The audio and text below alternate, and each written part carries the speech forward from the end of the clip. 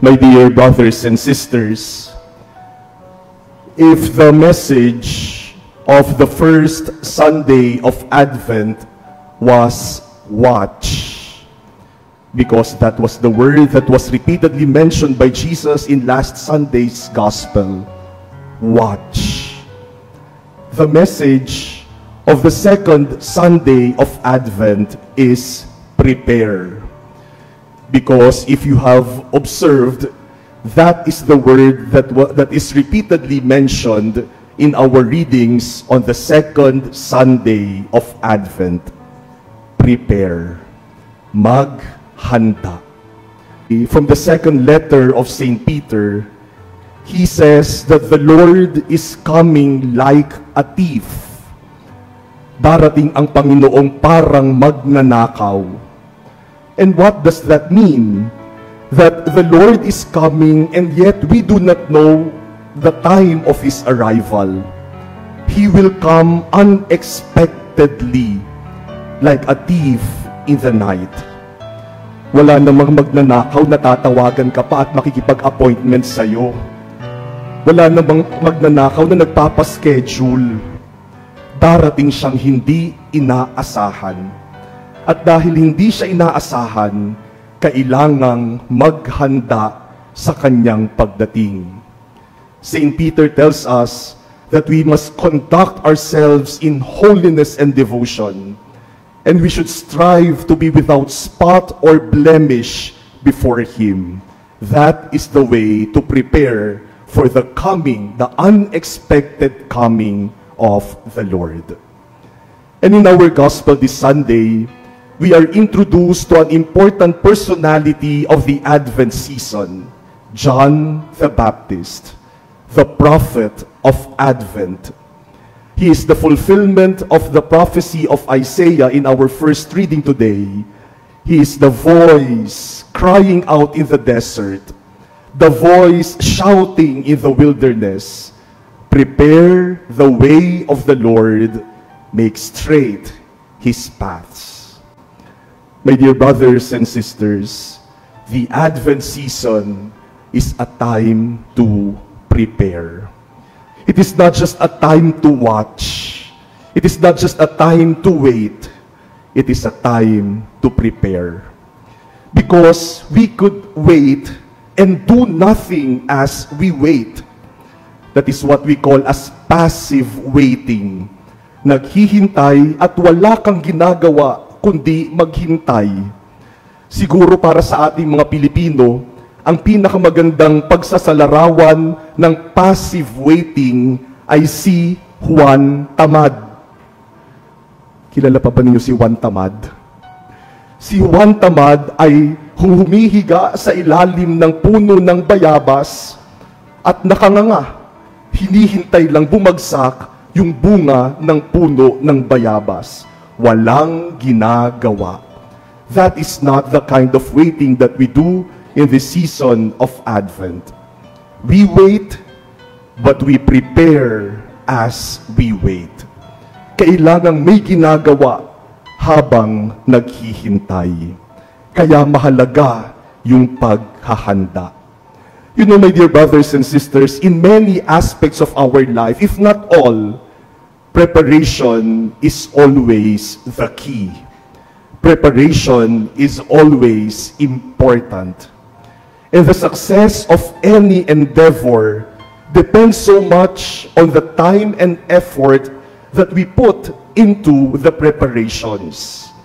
Kung gusto mong maging matagumpay ang isang gawain, ang isang project, ang iyong buhay, kailangan mong maghanda. Kailangan ng paghahanda. At yung oras na nilalaan natin sa paghahanda ang magsasabi kung magiging matagumpay o hindi ang ating proyekto o ang ating ginagawa. Preparation is always the key. You know, my dear brothers and sisters, as a priest, I have learned that if we prepare well, then things will also go smoothly. Halimbawa po sa simbahan, maraming events na kailangang paghandaan. Kapag hindi pinaghandaan, sigurado may papalpak dyan. Kapag hindi pinlano ang mga detalye, sigurado may hindi makakaalam kung ano ang gagawin. Hindi magiging well-coordinated ang mga gagawin. But if we spend time planning, preparing, even rehearsing, everything will go smoothly. Kaya nga po, para sa isang misa na kailangang ipagdiwang, all of us need to prepare. Our choir needs to practice. Kasi kung hindi sila magpa-practice, baka hindi sila magkasabay-sabay. Our lectors need to practice several times before they actually face you to proclaim the reading. Because if they do not practice, they might end up reading the wrong readings. The priest has to practice, to prepare. We have to prepare by practicing how to read the texts. Alam niyo po, kahit na mga Pilipino, ang mga pari, kahit na ako ay Tagalog speaking, lalong-lalo na kapag magmimisa ako ng Tagalog, pinapractice ko talaga. Kasi minsan nagkakabulol-bulol pa rin ako doon sa Tagalog na salita. Kailangang practicein. And of course, I have to prepare my homily. You know, when do I start preparing my Sunday homily? On Sunday evening. Mamayang gabi, magsisimula na po ako mag-prepare para sa homily ko sa susunod na linggo. Ang tagal ng preparation sa ilang minutong i-deliver. Kasi alam ko na alam ninyo kapag yung pari hindi prepared. And so we have to prepare. And in many aspects of our life, students need to prepare for school. Teachers need to prepare their lessons. Employees need to prepare for work.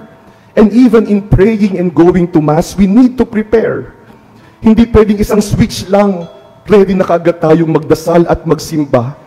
Kailangan din nating i-dispose ang ating sarili, ihanda ang ating sarili para manalangin sa Panginoon. We need to prepare. Yung mga mag-aasawa, kailangang maghanda ng mabuti. Yung mga gagawa ng mga importanteng desisyon sa buhay, kailangang paghandaan ang mga desisyon na kanilang gagawin. Is it Benjamin Franklin who said, by failing to prepare, we are preparing to fail. Preparation is always the key. Kaya nga, kung gusto nating maging masaya, gusto nating maging maayos, gusto nating maging makahulugan ang pagdiriwang natin ng Pasko, we have to prepare. Maybe part of preparation is preparing gifts, buying gifts, shopping is part of it. But let us not forget that we also need to prepare ourselves spiritually because the Lord will come into our hearts. Preparation. You know, my dear brothers and sisters, when God gives us blessings, He wants us to be prepared to receive those blessings. Kaya, hindi lang sapat yung humihingi tayo ng biyaya mula sa Panginoon. Tiyakin din natin na inihahanda natin ang ating sarili na tanggapin ang biyayang hinihingi natin. And many times, God does not give us the blessings that we ask, not because He is selfish, but because He sees that we are not yet prepared to receive what we are asking for. May mga tao po na humihingi na sana yumaman sila. Lord, payamanin mo na ako. Bigyan mo ako ng maraming pera. Sana tumama ako sa kung anumang tinayaan ko. Pero hindi pinagbibigyan ni Lord. Bakit? Kasi alam ni Lord na baka kapag ibinigay niya yung hiningi natin, at hindi tayo responsabling humawak ng kayamanan, mawala rin agad yung biyayang ibibigay niya. Masasayang lang. Ihahanda ka muna ng Diyos bago niya ibigay ang hinihingi mo. May mga tao na humihingi ng asawa. Lord, malapit na ang deadline. Bigyan mo na ako ng mapapang asawa. Pero hindi binibigay ni Lord. Kasi baka takot pa sa commitment. Gustong magkaroon ng asawa, pero ayaw naman ng lifelong commitment. Bakit ibibigay ng Panginoon ang hinihingi natin? Bago humingi, tingnan muna natin ang ating sarili kung handa tayong tanggapin ang ating hinihingi. Kapag hindi ibinibigay ng Diyos, hindi ibig sabihin na ayaw niyang ibigay o nagmamadamot siya. Baka ibig sabihin, hindi ka pa handang tanggapin ang hinihingi mo. Baka kaya hindi pa ibinibigay kasi hindi ka pa handang tanggapin. But you know, my dear brothers and sisters, when we talk of preparing ourselves for God's blessings, it is not really we who prepare, but it is God who prepares us. Hindi tayo ang naghahanda sa ating sarili, inihahanda tayo ng Diyos para sa Kanyang biyaya. If we allow God to, then He will be the one to prepare us to receive His gifts.